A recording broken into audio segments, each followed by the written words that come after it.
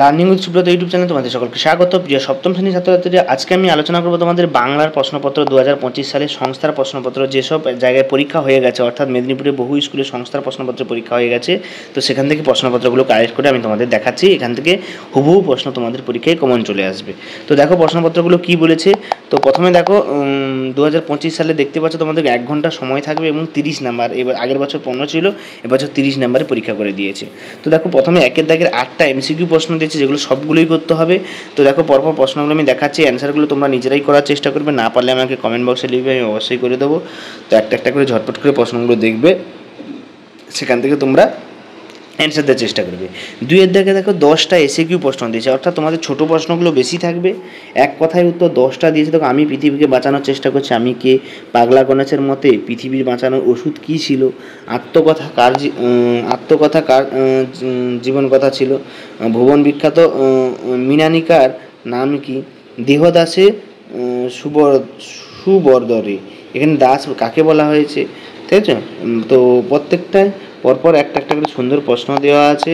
তো দেখো এইখানে একটা, দেখো এখানে তোমাদের যে ব্যাকরণে ছিল গা থেকে, গাত্র থেকে গা, এই ড্যাশ পূরণে কী বসবে, এটা প্রশ্নে একটু ভুল ছাপানো হয়েছে, যে গা থেকে, এই যে গাত্র থেকে গা, এরকম পরপর প্রশ্নটা দেওয়া ছিল। তো তোমরা দেখে নেবে, এটাকে কারেকশান করে দিয়েছিল স্যারেরা। তারপরে দেখো জোছনা শব্দটি মূল কোন শব্দ থেকে এসেছে। তারপরে যে কোনো একটি মিশ্র শব্দের উৎস লেখো, একটা আছে রেলগাড়ি, একটা আছে বাবুয়ানা।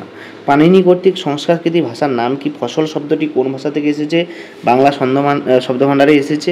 তারপরে দেখো একের দাগে 4টে দিয়েছে, কালিয়ার বনে পথে সোনাটি, এখানে থেকে তোমাদের গল্প থেকে মাকু থেকে দিয়েছে, মাকুর প্রশ্নগুলোকে 5টা দিয়েছে, তার মধ্যে 4টে করতে হবে, খুবই সোজা প্রশ্ন দিয়েছে। এবং 4-এর দাগে দেখো 2 নম্বরে 4টে প্রশ্ন করতে হবে, এখানে 5টা দিয়েছে। ড্রয়িং শিখতে লাগলো খোকন কোথায় ড্রয়িং শিখতে লাগলো, প্রথম দিকে সে কী কী আঁকতো। 21-এর কবিতা কার লেখা এবং 21শে ফেব্রুয়ারি দিনটি কেন বিশেষ দিন হিসেবে পালন করা হয়। তো এরকম প্রত্যেকটা প্রশ্ন এক এক করে দেওয়া আছে। এই হচ্ছে তোমাদের ক্লাস 7-এর এই বছরের টোটাল বাংলার প্রশ্নপত্র। তো তোমাদের যদি প্রশ্নপত্রগুলো ভালো লাগে, আমাকে লাইক করবে, কমেন্ট করবে, এবং কোনো সমস্যা থাকলে কমেন্টে অবশ্যই লিখতে ভুলো না। সকলকে ধন্যবাদ। দেখা আছে সমস্ত প্রশ্নপত্রগুলো পাওয়ার জন্য। তো যে যবে পরীক্ষা আছে, আমি তবে প্রশ্নগুলো তোমাদেরকে দিচ্ছি। তো তোমাদের কোনো সমস্যা থাকলে আমাকে বলো। যেসব স্কুলে পরীক্ষা হয়ে যাচ্ছে তাদেরই প্রশ্নপত্র আমি তোমাদেরকে দিচ্ছি। সকলকে ধন্যবাদ। দেখা আছে পরের ভিডিওতে। পরে আমরা ইতিহাস, ভূগোল, বিজ্ঞান, গণিত নিয়ে আলোচনা করবো সমস্ত ক্লাসের।